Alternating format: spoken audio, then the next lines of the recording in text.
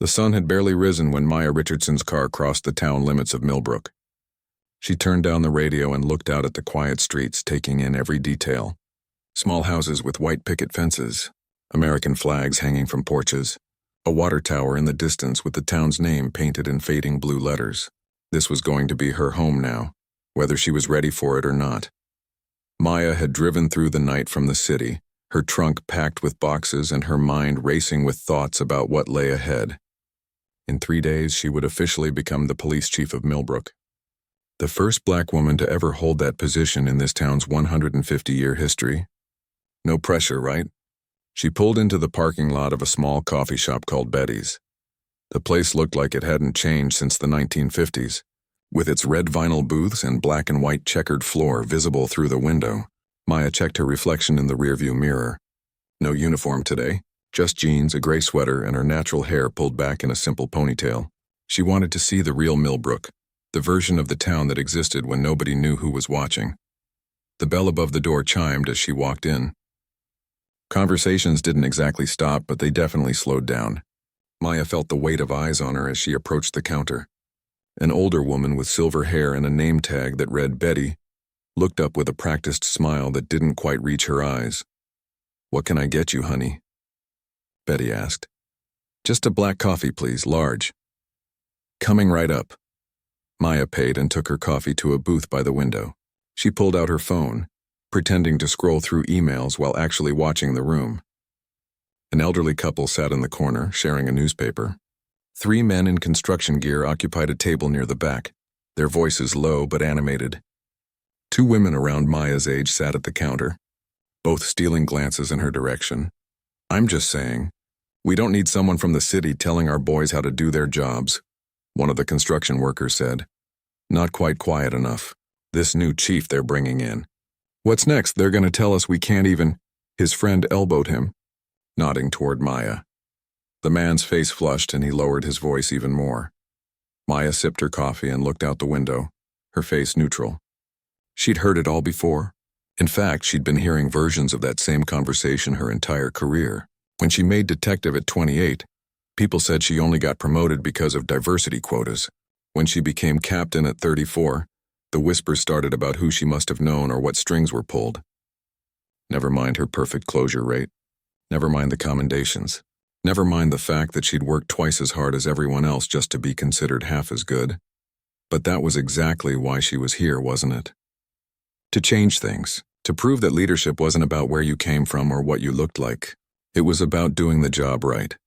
She finished her coffee and stepped back out into the crisp morning air. The town was waking up now.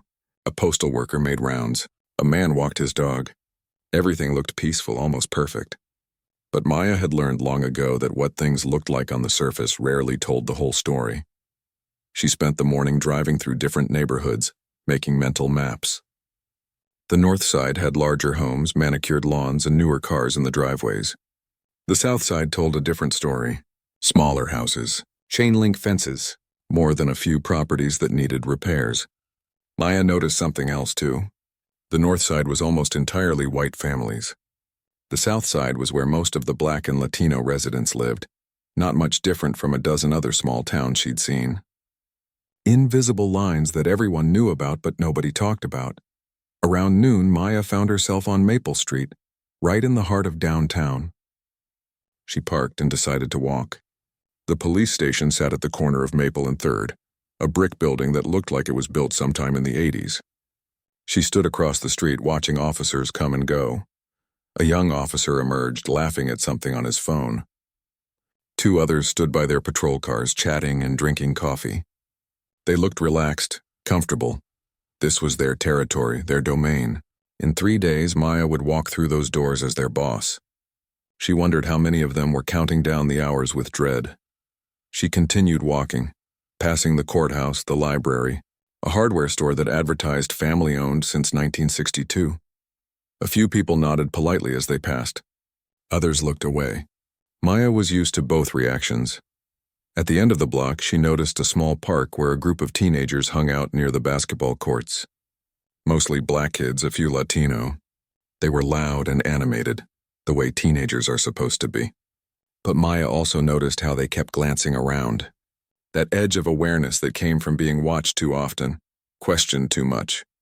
One of the boys, maybe 16 with a basketball under his arm, made eye contact with her. For a second there was a flash of recognition, not of who she was specifically, but what she represented. Another adult. Another potential problem. He looked away quickly. Maya wanted to walk over, to introduce herself, to tell them that things were going to be different. But she knew how that would sound. Empty promises from someone they had no reason to trust. She'd have to earn their trust through actions, not words. That would take time. She walked back toward where she'd parked her car, taking a different route this time. The afternoon sun felt warm on her face. Despite everything, despite the tension she could feel humming beneath the surface of this town, there was something appealing about Millbrook. It was small enough that change could actually happen, big enough that the change would matter. Her phone buzzed with a text from Robert Martinez, the deputy chief. "Hotel comfortable? Need anything before Monday?" Maya smiled. Martinez had been professional during the interview process, one of the few people who seemed genuinely open to new leadership. She hoped that impression was accurate. She was going to need allies. "All good, thanks," she typed back. "See you Monday morning." As she reached her car, Maya noticed a patrol car driving slowly down the street. The officer inside, a white man with a thick neck and dark sunglasses, turned his head to watch her. The car slowed even more. Maya met his gaze steadily, not challenging but not looking away either. After a long moment, the car continued down the street. Something cold settled in Maya's stomach. She recognized that look. She'd seen it before in other towns, other departments. It was the look of someone who saw her as a threat, or worse, as someone who didn't belong. Maya got into her car and sat there for a moment, her hands on the steering wheel. The next few months were going to be harder than she thought. But then again, nothing worth doing was ever easy. She started the engine and drove toward her hotel, watching Millbrook pass by her windows. Somewhere in this town, there were people who needed a police force they could trust, people who deserved to feel safe in their own neighborhoods, people who had been waiting a long time for someone to listen. Maya was here to be that someone. Whatever it took. Sunday evening came with a gentle breeze and a sky painted in shades of orange and pink. Maya had spent most of the day in her hotel room, reviewing files and making notes about the department she'd soon be leading. But as the sun started to set, she felt restless. She needed to move, to think, to clear her head before the storm of Monday morning meetings and introductions. She changed into comfortable walking shoes and headed out. The hotel was on the east side of town, and Maya decided to walk west, toward the residential areas she'd driven through earlier. There was something about walking through a neighborhood on foot that told you things a car ride never could. The condition of sidewalks, the sound of families eating dinner, the feel of a place when the day was winding down. The streets were quiet. Maya passed houses with porch lights turning on, the blue glow of televisions visible through windows. A woman watered her garden. A man grilled something that smelled amazing. Normal life. The kind of peaceful evening that everyone deserved to feel safe in. She turned onto Oakwood Drive, a street lined with older homes that had clearly been maintained with care. This was definitely the nicer part of town.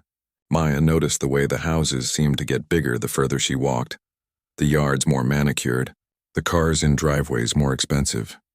She was thinking about the community forums she wanted to start, about how to build bridges between the department and residents, when she heard the sound of a car slowing down behind her. Maya glanced back. A police cruiser. It was moving at a crawl, maybe 10 miles per hour, matching her walking pace. Her heartbeat picked up, but she kept walking normally. Don't react, she told herself. You're just a woman taking an evening walk. You have every right to be here. The cruiser pulled alongside her and the window rolled down. The officer inside was the same one she'd seen earlier that day. Thick neck, hard eyes, the kind of build that came from spending time in the gym. His name tag read Branson. Evening, he said, his tone flat. Not friendly, not exactly hostile yet, but definitely not welcoming. Evening, officer, Maya replied, keeping her voice pleasant. What are you doing out here? Maya stopped walking and turned to face him fully. Just taking a walk, getting some fresh air. This is a residential neighborhood. Branson said it like that explained something, like she should understand the implication. I can see that, Maya said carefully. It's a nice evening for a walk. Branson put the car in park and got out. He was tall, maybe 6'2", and he used his height deliberately, standing just a little too close. Maya stood her ground, keeping her expression neutral. "You live around here?" he asked. "I'm staying at the Hampton Inn on Route 9. That's on the other side of town. Long way from there?" "I like to walk." Branson's jaw tightened. "I'm going to need to see some identification." Maya felt the familiar weight of this moment. She'd been here before, not as a police captain, but as a black woman in America. The stopped-for-no-reason moment. The prove-you-belong moment. The moment where everything you said and did would be examined and judged. "Am I being detained, officer? Or am I free to go?" The question seemed to irritate him. His hand moved to his belt, resting near his radio. "Don't get smart with me. I asked for your ID." Maya reached slowly into her jacket pocket, making sure her movements were visible and deliberate. She pulled out her wallet and handed him her driver's license.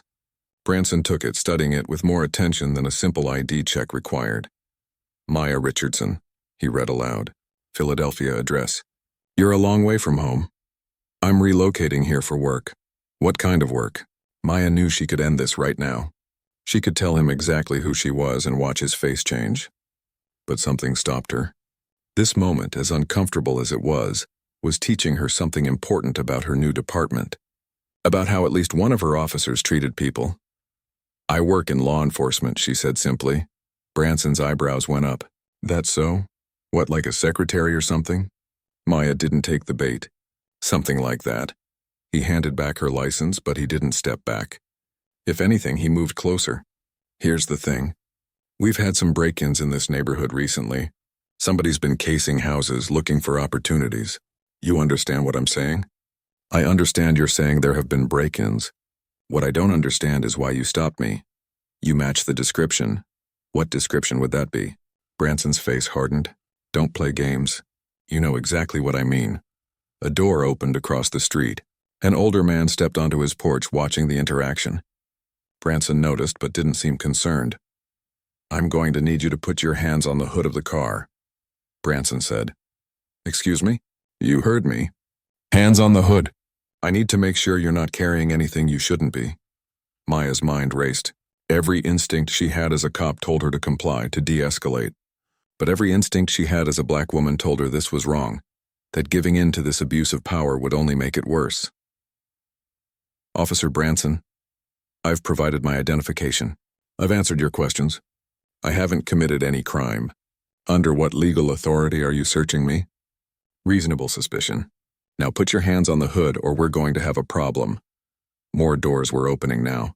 A woman stood on her porch 2 houses down, phone in her hand. Maya could see the screen glowing.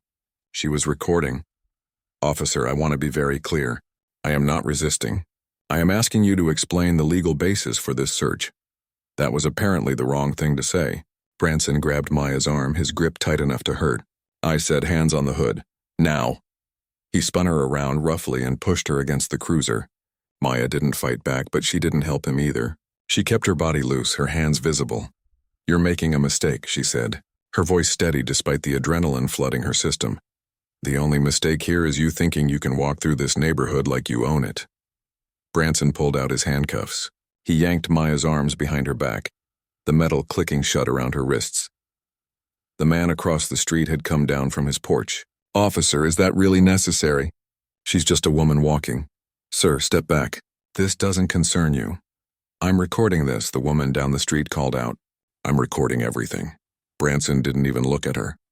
He opened the back door of his cruiser and put his hand on Maya's head, pushing her down into the seat. "Not gently. You have the right to remain silent," he began, and Maya almost laughed at the absurdity of it. She knew these rights better than he probably did. She'd read them to countless suspects over her career. As Branson drove toward the police station, Maya stared out the window at the town passing by. The peaceful evening she'd been enjoying just 20 minutes ago felt like a memory from another life. Her wrists ached where the handcuffs bit into her skin. Her shoulder throbbed where he'd grabbed her. But more than the physical discomfort, Maya felt something else. A cold, clear anger that settled in her chest like ice. This wasn't just about her anymore. This was about every person Branson had ever treated this way. Every person who didn't have the power or position to fight back. Every resident of Millbrook who deserved better than this. Officer Branson had no idea what he'd just done. He'd pulled over his new boss, assaulted her, and was now arresting her on fabricated charges. In 3 days, Maya would walk into that police station as his superior. But right now, sitting in the back of that patrol car with her hands cuffed behind her, Maya was just another black woman being told she didn't belong. The difference was, this time, there would be consequences. The fluorescent lights of the Millbrook police station were harsh and unforgiving. Maya sat in the back of the patrol car for what felt like forever, before Branson finally opened the door and pulled her out. Her hands were still cuffed behind her back, and her shoulder was starting to go numb. "Let's go," Branson said, guiding her through the back entrance with a firm hand on her arm. Inside, the station smelled like old coffee and industrial cleaner, the kind of smell Maya knew from a dozen different police stations throughout her career. But experiencing it from this side, as the person in handcuffs rather than the person wearing the badge, made everything feel surreal. They walked past a break room where 2 officers sat watching a baseball game. Both looked up with mild curiosity as Maya was led by, then went back to their game. Just another arrest. Nothing special. This was routine for them. At the booking desk, a female officer with dark hair pulled back in a tight bun looked up from her computer. Her name tag read Chen. She was younger than Maya, maybe early 30s, with tired eyes that suggested she'd seen too much for her age. "What do we have?" Chen asked, her pen ready. "Suspicious behavior, resisting arrest," Branson said, his tone matter-of-fact, like he'd done this 1,000 times before, like the words meant something other than a complete fabrication. Chen's eyes moved to Maya, taking in her appearance. Jeans, sweater, walking shoes. She didn't look like someone who'd been causing trouble. Chen's fingers hesitated over her keyboard for just a moment, but then she started typing.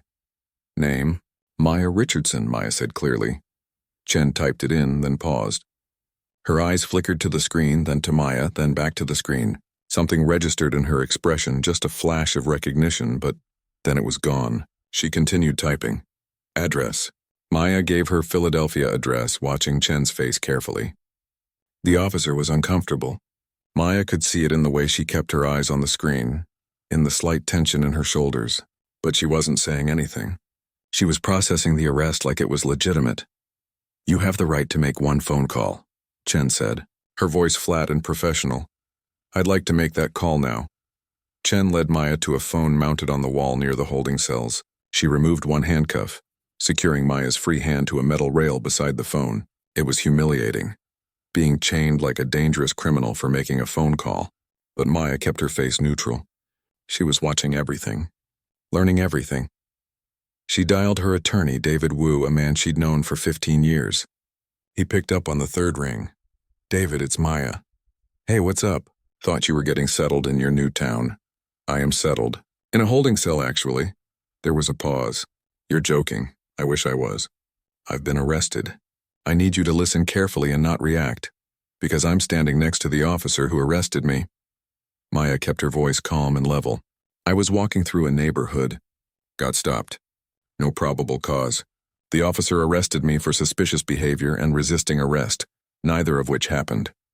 David's voice was tight when he spoke. "Do they know who you are?" "Not yet, Maya. I know. But I need you to do exactly what I'm about to ask. Don't call the station. Don't make a fuss. Not tonight. I need to see how this plays out. That's insane. That's strategic. I'll call you tomorrow. Just wanted someone to know where I am." She hung up before David could argue. Chen unlocked the handcuff from the rail and secured both Maya's hands behind her back again. Then she led her to a holding cell at the end of a narrow hallway. The cell was small, a metal bench bolted to the wall, a toilet in the corner with no privacy, gray concrete walls with years of scratches and graffiti. Chen removed the handcuffs once Maya was inside, and the door clanged shut with a sound that seemed to echo forever. "Someone will bring you some water in a bit," Chen said, not quite meeting Maya's eyes. Then she walked away, her footsteps fading down the hallway. Maya sat on the metal bench and took a long, slow breath. She was angry, yes. Frustrated. Absolutely. But more than that, she was focused. This experience, as wrong as it was teaching her exactly what she needed to know about her new department. She'd seen how quickly Branson had escalated a situation with no justification. She'd seen how Chen had gone along with it, uncomfortable but unwilling to challenge a senior officer. She'd seen the other officers barely glance up as someone was brought in, so accustomed to arrests that they didn't question whether they were legitimate. Through the bars of her cell, Maya could see down the hallway to where several officers stood talking. She couldn't hear their words, but she could see their body language, relaxed, casual. One of them laughed at something. This was just another Sunday night for them. Hours passed slowly. Maya heard shift change around 9 o'clock. New officers arriving, old ones leaving. She heard conversations about weekend plans, about a football game, about someone's kid's birthday party. Normal life happening while she sat in a cell for a crime she didn't commit. Around 10:30, Chen appeared with a bottle of water. She slid it through the slot in the cell door. "Thank you," Maya said. Chen nodded but started to turn away. "Officer Chen," she stopped, turning back slowly. "How long have you worked here?" Maya asked. Chen seemed surprised by the question. 4 years, why? "Just curious. You seem like you're good at your job."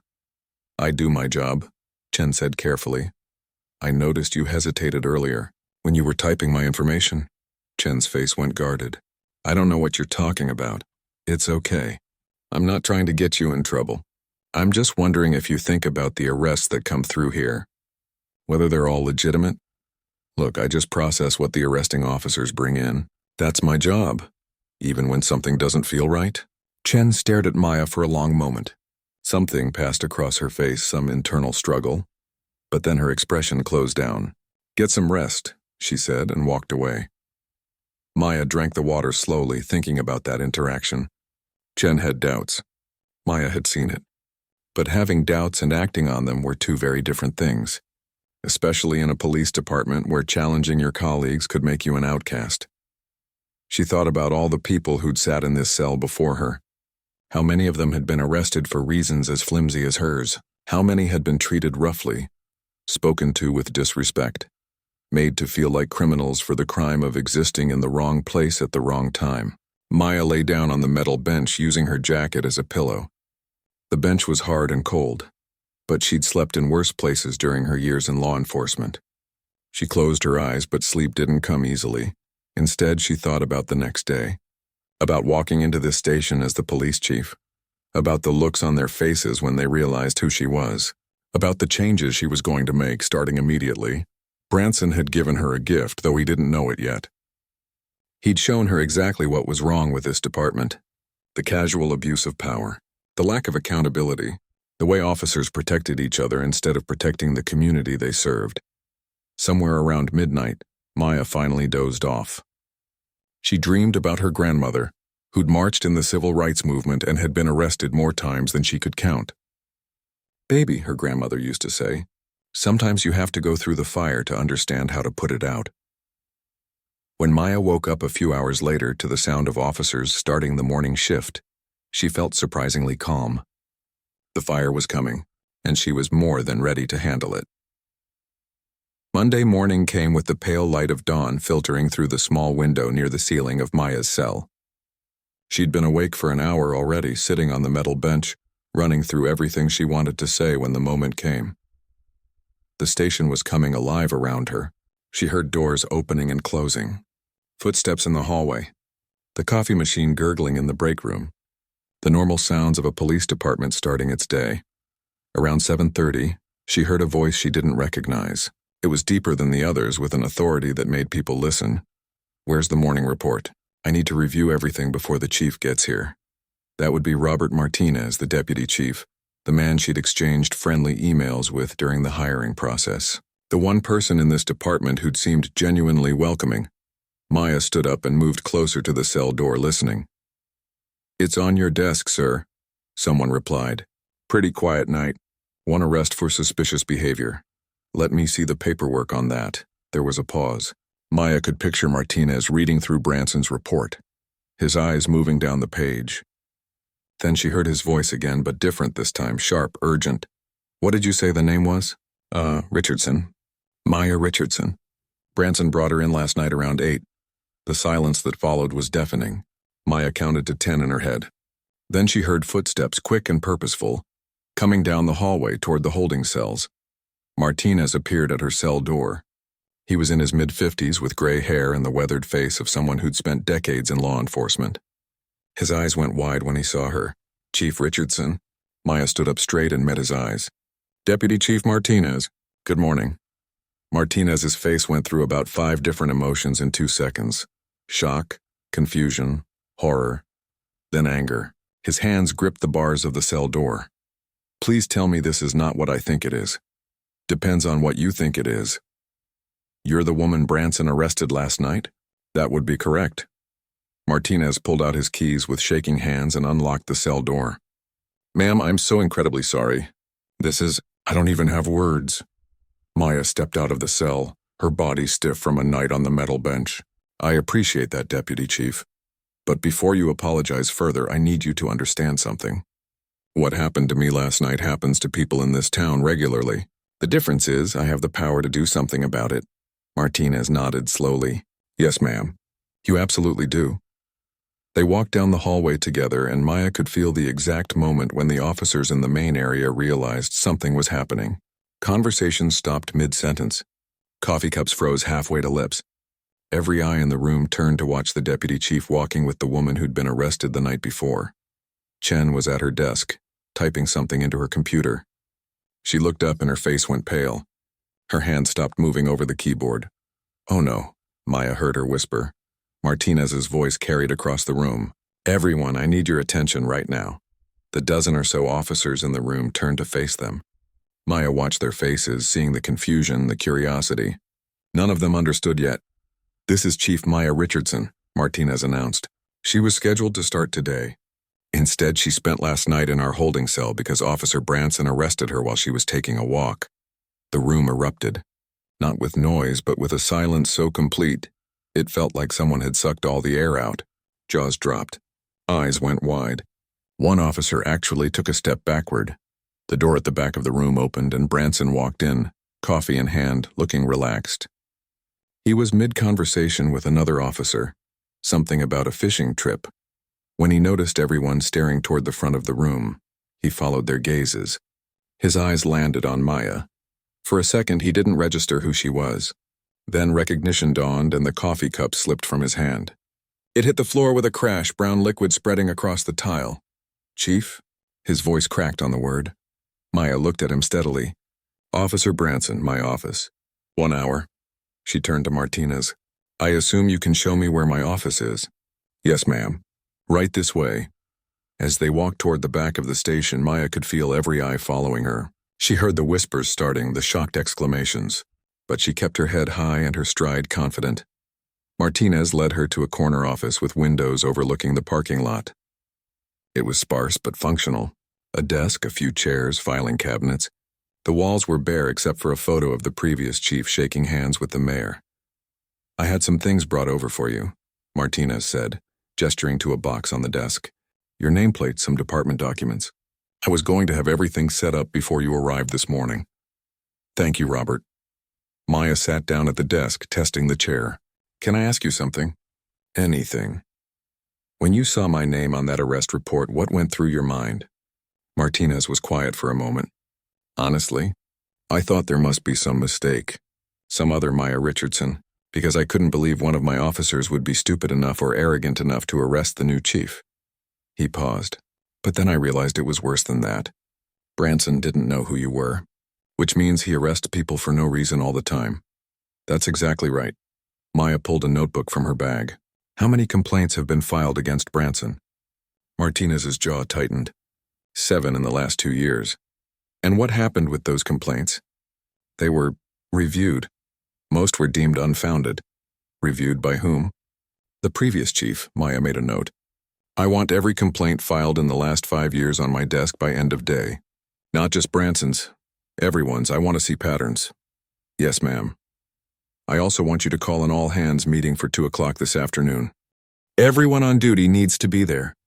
And call in as many off-duty personnel as possible." "This can't wait," Martinez nodded. "I'll make it happen. One more thing. Officer Chen, tell me about her." "Lisa Chen?" "She's solid. Good instincts. Keeps her head down maybe more than she should, but she does good work. She seemed uncomfortable last night when she was processing my arrest. I imagine she was. Lisa's one of the good ones. She probably knew something was off but didn't feel like she could say anything. Maya made another note. I want her assigned to work with me directly on some new initiatives. Think she can handle that? I think she'd be grateful for it. There was a knock on the door. Both of them turned. Branson stood in the doorway, his face ashen. He looked like he might throw up. Chief Richardson, Can I speak with you? Maya glanced at the clock. You're early, Officer Branson. I said 1 hour. I know, but I needed to. I wanted to apologize. Ma'am, I had no idea who you were. And if you had known, would that have changed how you treated me? Branson opened his mouth, then closed it. The answer was obvious to everyone in the room. That's what I thought, Maya said. Have a seat, officer. We have a lot to discuss. Martinez moved toward the door. I'll give you privacy. No, Maya said. Stay. I want a witness for this conversation. Branson sat down in the chair across from Maya's desk. He looked smaller somehow, his shoulders hunched, his confident swagger from last night completely gone. Maya leaned forward, her hands folded on the desk. Officer Branson, you arrested me last night without probable cause. You used excessive force. You violated my civil rights. Do you understand the severity of what you did? Yes, ma'am. Here's what's going to happen. You're suspended immediately, pending a full investigation. That investigation will include a review of every arrest you've made in the last 5 years, every complaint filed against you, and every use of force report with your name on it. Branson's face went even paler. Chief, please, I've been on this force for 15 years.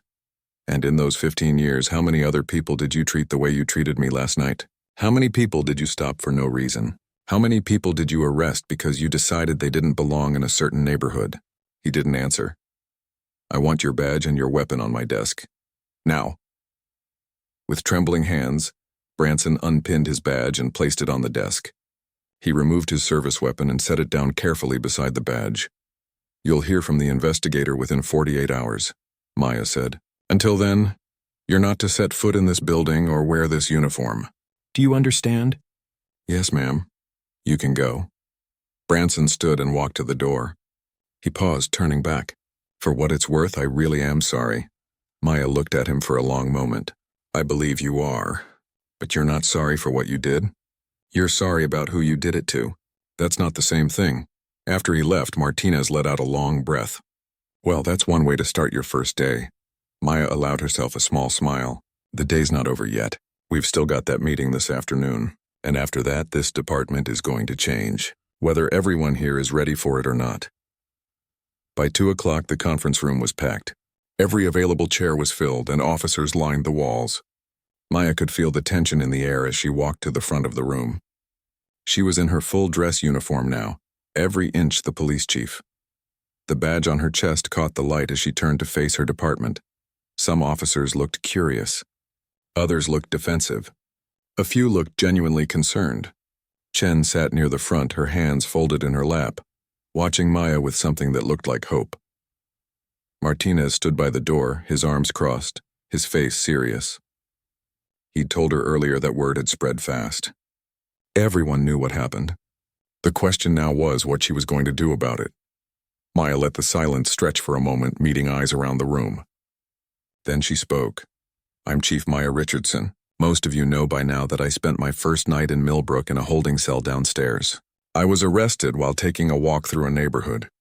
No crime committed, no law broken, just a black woman in the wrong place at the wrong time, according to Officer Branson. She saw a few officers shift uncomfortably in their seats. Now I could stand here and make this about me, about my humiliation, my anger, my rights being violated. But that would be missing the point. Because what happened to me happens to people in this town every single day. The only difference is that I have the power to do something about it. Maya moved to stand behind the podium, her hands gripping its edges. Let me be clear about something. I didn't take this job to make friends. I took it to build a police department that this community can trust. And right now, based on what I experienced and what I've seen in the complaint files, we have a long way to go. An older officer in the back raised his hand. Maya nodded at him. With respect, Chief, we've been doing this job for years. We know this town. We know what works. Do you? Maya asked. Because from where I'm standing, what's been working is a system where officers can stop people without cause, where complaints get buried, where excessive force is just another Tuesday. If that's what's working, then we need a new definition of success. She pulled out a remote and clicked it. The screen behind her lit up with statistics. In the last 3 years, this department has made over 400 stops that resulted in no arrests and no citations. 400 times officers stopped someone, questioned them, sometimes searched them, and then let them go because there was nothing to charge them with. Want to guess what percentage of those stops involved people of color? The room was silent. 78%. In a town where people of color make up 32% of the population. That's not policing. That's profiling. Another officer spoke up, his voice defensive. We're just doing our jobs, following our training. Then we need better training, Maya said firmly. Starting next week, every officer in this department will undergo mandatory bias training. Not a 1-hour video you sleep through. Real training. With real accountability, she clicked to the next slide. We're also implementing body cameras for all officers, effective immediately. Every interaction with the public gets recorded. Every stop, every arrest, every conversation. And here's the important part. The footage gets reviewed. By me, by Deputy Chief Martinez, and by a civilian review board that we're going to establish. The murmurs got louder now. Maya held up her hand. I know what you're thinking. You're thinking this is about not trusting you. But trust is a two-way street.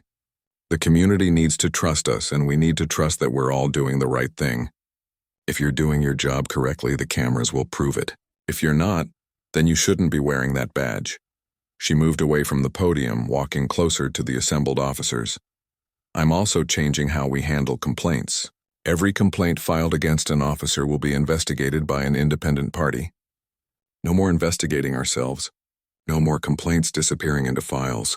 Every single one gets a real investigation with real consequences if wrongdoing is found. Chief, a younger officer said, doesn't that assume we're all guilty until proven innocent? No, Maya replied.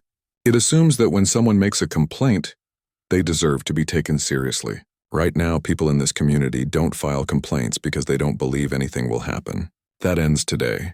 She returned to the podium and looked out at the sea of faces. I know some of you are thinking about retiring early, about transferring, about fighting these changes. That's your choice. But understand this, I'm not asking for your permission. These changes are happening. What I am asking for is your partnership. Help me build something better. Help me prove that police officers can be what we're supposed to be, protectors of the community, not occupiers of it. Martinez stepped forward. The chief and I will be holding community forums starting next week. We want to hear directly from residents about their experiences and concerns. And yes, those forums will be uncomfortable. People are going to say things that are hard to hear, but we're going to listen and we're going to respond. Maya nodded. I also want to establish a youth outreach program. Get officers out of their cars and into schools, community centers, basketball courts, not to police kids, but to build relationships. To show young people that we're here to help, not to harass. Chen raised her hand tentatively. Maya smiled at her. Yes, Officer Chen? Chief, I'd like to volunteer for that youth outreach program. If you'll have me. I was hoping you'd say that. You're heading it up. Work with me this week to develop a plan. Chen's face lit up with surprise and gratitude. The meeting continued for another hour. Maya outlined new policies on stops and searches, new training protocols, new accountability measures. Some officers asked thoughtful questions. Others sat stone-faced, clearly unhappy. But everyone listened. When the meeting finally ended, officers filed out in small groups, their conversations low and intense. Maya stayed behind with Martinez. Well, he said, you certainly didn't ease into things.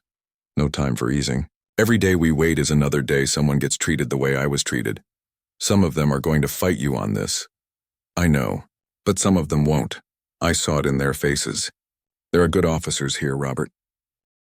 They just need permission and support to do things differently. 3 months later, Maya walked through the same neighborhood where Branson had arrested her. The evening was cool, the sky turning pink and purple as the sun set. She'd made this walk dozens of times since that first night, and each time it felt a little different. A patrol car drove by, and the officer inside waved. Maya waved back. It was Officer Henderson, one of the younger ones who'd embraced the new training enthusiastically. Up ahead, she saw a group of teenagers on a corner. They noticed her approaching, and instead of the wariness she'd seen in their eyes 3 months ago, a couple of them called out greetings. "Evening, Chief. How's it going?" Maya stopped to talk with them for a few minutes. They asked about the basketball tournament the department was sponsoring next month. One boy asked if she'd really spent a night in jail. Maya confirmed it was true. "Did you arrest the cop who arrested you?" he asked. "I suspended him pending investigation. The county is handling the criminal charges." "Good," the boy said firmly. "My cousin got stopped by him last year for no reason." Nobody believed him. "I believe him," Maya said. "And that's why things are changing." Her phone buzzed as she continued walking. A text from Martinez. "Mayor wants to talk. 3 other departments requesting info on our reforms. They're calling it the Millbrook model." Maya smiled as she typed back. "Set up meetings. Happy to share." She stopped at the corner where Branson had first pulled her over. A woman was watering her garden in the yard across the street. The same woman who'd recorded the arrest on her phone. The woman looked up and saw Maya. For a moment, they just looked at each other. Then the woman set down her watering can and walked over. "Chief Richardson?" "Yes, ma'am. I wanted to say thank you. My son is 15. He's scared of police officers because of things that have happened to him, to his friends.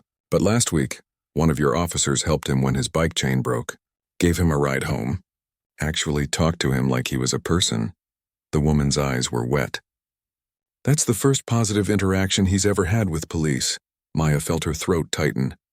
"That's why we're doing this. Every kid deserves to feel safe around officers. Well, you're making a difference. Don't let anyone tell you different." As Maya walked back toward the station, she thought about how far they'd come and how far they still had to go. The body cameras were in place. The Civilian Review Board had held its first meeting. The community forums were packed with residents who finally felt like they had a voice. It wasn't perfect. There were still officers who resisted change, still complaints that needed investigating, still work to be done, but something fundamental had shifted. The department wasn't just enforcing laws anymore. They were building trust. They were listening. They were becoming what a police force should be, part of the community, not separate from it. Maya's phone buzzed again. Another message from Martinez. "Branson hearing is set for next month. PA is confident about the charges," she typed back. "Good. Justice delayed isn't justice denied. Not this time." As she reached the station, Maya paused at the entrance. Through the glass doors, she could see officers working, talking, going about their duties. Her officers now. Her responsibility. She thought about that night in the holding cell. The cold metal bench. The humiliation. The anger. It had been one of the worst nights of her life.